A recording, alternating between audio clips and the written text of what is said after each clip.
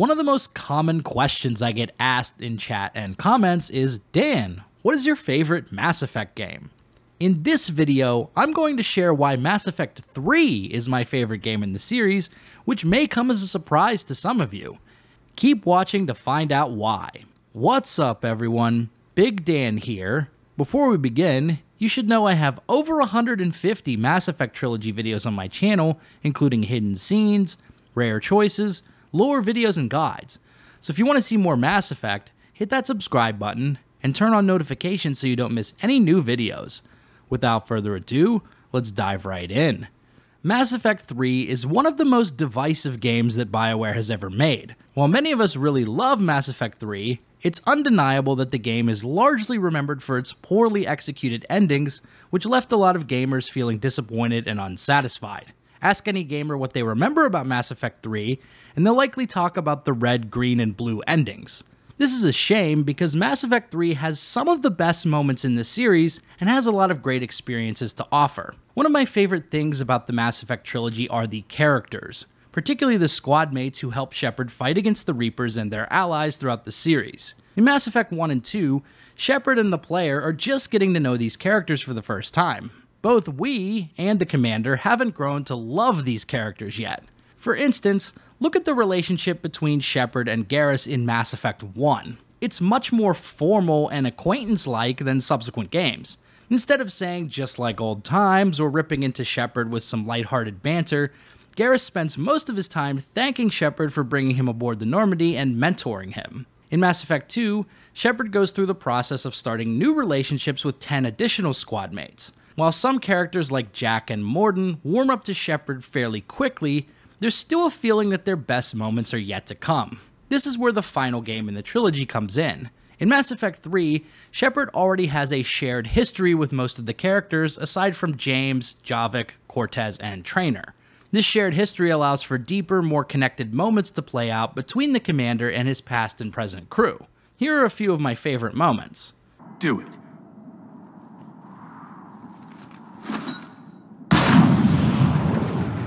I'm Garrus Vicarian, and this is now my favorite spot on the Citadel.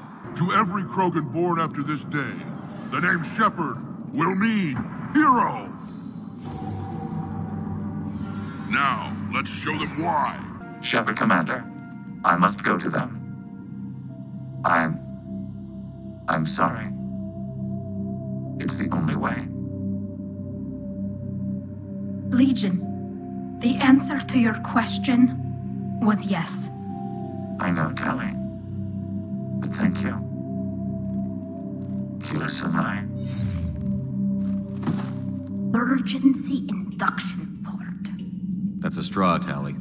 Emergency induction port. Shuttles down that path. I'll hold them off. Get out of here, Shepard!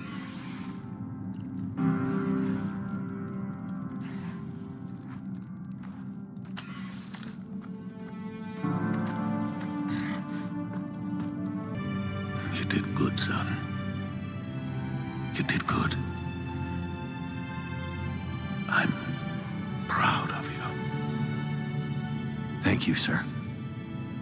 These are just a handful of clips, and I could easily go on, but you get the idea.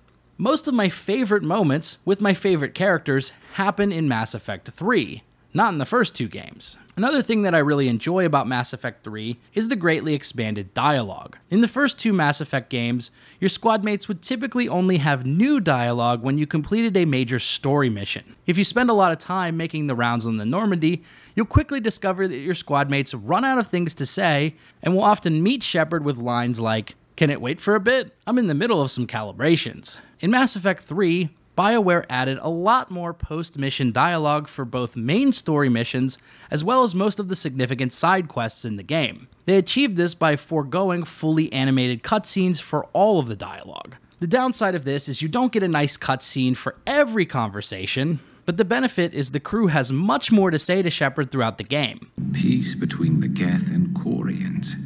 Who would have thought? To me, this makes the overall experience much more immersive because the characters feel like they are reacting to everything that is happening throughout the journey, rather than telling Shepard to buzz off because they ran out of dialogue lines. Your squad mates will also have banter with each other on the Normandy, both face-to-face and over the intercom. They'll also occasionally move to different parts of the ship to have these conversations, rather than just remaining stationary in the exact same spot for the entire game, like they did in Mass Effect 1 and 2. Overall, this makes the Normandy feel like a more lively place, where things are happening independently of Shepard, rather than a static environment where everyone patiently waits alone in their room, hoping the commander will come speak to them. Aside from conversations on the Normandy, there's also an astonishing amount of unique dialogue in this game, based on the choices you made in earlier games or in Mass Effect 3. Here are just a few examples. If you chose Tali as the tech specialist during the suicide mission in Mass Effect 2, her and Shepard will talk about it during the Geth Dreadnought mission. Oh, vents. Always the vents. Yeah, you did fine at the collector base. I got set on fire.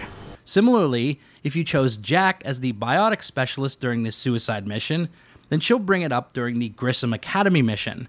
Whenever they complain, I tell them about the collector base, holding that damn biotic bubble up against those bug things. Ugh, I kept thinking, damn, let the Solarian handle this. He can talk him to death.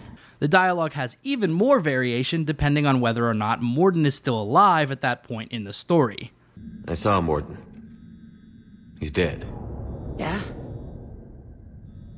Too bad. He had some wicked sex advice. If you destroyed MAELON'S data in Mass Effect 2 and WREX is still alive, then he confronts Shepard about it in Mass Effect 3. If you apologize, then WREX continues to be friendly with the commander. However, if you defend your actions, then WREX is much more standoffish and cold to Shepard until the genophage situation is resolved. When Shepard finally defeats Kai Lang at the end of Kronos Station, there are 4 different lines he might say to his Cerberus enemy. That was for Thane, you son of a bitch. Or that was for Miranda. Or that was for Thane and Miranda if Lang killed them both. And finally, there's no gunship to save you this time if Kai Lang didn't kill Thane or Miranda. This last bit refers to the gunship that provides backup for Lang during the fight on Thessia. Bioware really went the extra mile to include all of this variation, which unfortunately most players probably won't notice unless they're watching my YouTube videos. Hit that subscribe button for more Mass Effect, by the way. Another reason I love Mass Effect 3 is because it's where you see a lot of the choices you've made come to fruition, closing out important story arcs along the way. The best example of this is the resolution of the Geth-Korian War at the end of Priority Rannoch. Depending on what choices you made in Mass Effect 2 and 3, you'll either be able to broker peace between the two groups, or be forced to choose a side. The final scene where Legion and Tali both try to convince Shepard to save their people is brilliantly written and packed full of emotion and drama. The standoff with the Virmire survivor at the end of Priority the Citadel 2 is another example where past choices can come back to help or haunt Shepard. The game factors in a variety of choices from Mass Effect 1, 2, and 3 to determine whether or not Ashley or Kaidan stands down at the end of the mission. The downside of this scenario is that it's generally really easy to build up enough trust with your former squadmate to convince them to turn on Udina, so most players won't ever experience the scenario where Shepard or a squadmate is forced to kill the Virmire survivor, which leads to solemn moments with Joker, Garrus, and Liara after the mission. I hope the Reapers send you to hell. Another thing that blows me away about Mass Effect 3 is that the game accounts for every one of 15 squadmates who can potentially die in the first 2 games. In most cases, they will create a replacement character who plays a similar role in the story, but other times your available choices during a mission will be limited if one of your squadmates is dead. Examples of this include Kasumi and Zaid's missions. I have a full video exploring all of these scenarios if you want to check that out. Now, this is far from perfectly executed in all cases. There are some choices like the Rachni Queen and the Collector base which leave a lot to be desired.